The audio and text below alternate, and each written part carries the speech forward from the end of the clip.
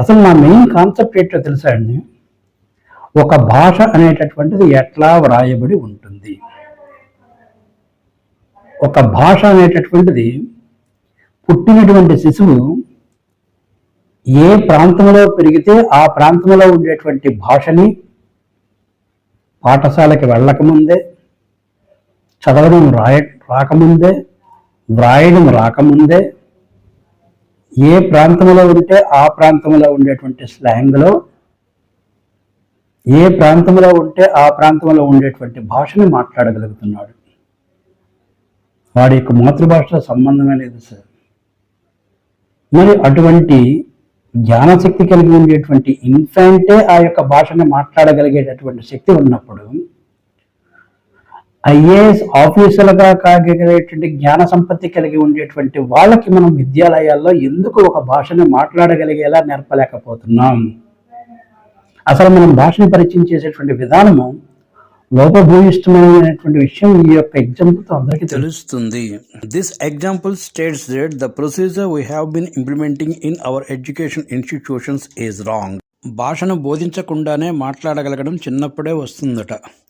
ఒకటి కాదు 2-3 భాషలైనా శిశువుల ముందు మాట్లాడితే అందరికీ మాట్లాడగలగడం వచ్చేస్తుందంట.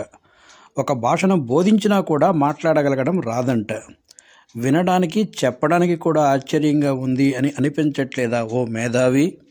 ప్రతి శిశువు ఎన్నో ఆశలతో చదువుకోవడానికి పాఠశాలకు వస్తే ఒక భాషను మాట్లాడగలగలేని రీతిలో చదవడాన్ని, వ్రాయడాన్ని బలవంతంగానైనా వచ్చే విధముగా చేసే మనం మేధావులం ఎలా అవుతాం? మనకి బోధించడం రాదు అని అంటే ఒక్క మేధావి కూడా ఒప్పుకోరు. మనం భాషని బోధిస్తున్న విధానం, పరిచయం చేస్తున్న విధానం 100% తప్పు.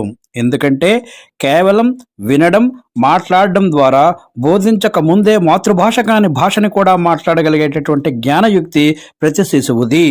మనం ఒక భాషని పరిచయం చేస్తున్నాం అంటే ఆ భాషని చదవడం కంటే, వ్రాయడం కంటే మాట్లాడగలగడమే ముందు విద్యార్థికి రావాలి. అది మాత్రమే మనం భాషని పరిచయం చేసే విధానం అవుతుంది.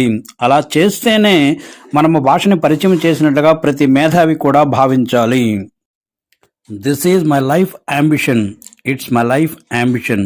ఇది నా జీవిత లక్ష్యం. I'm going to give a very very valuable information to the entire society. मैं पूरे समाज को एक बहुत ही मूल्यवान जानकारी देने वाला हूँ. यस.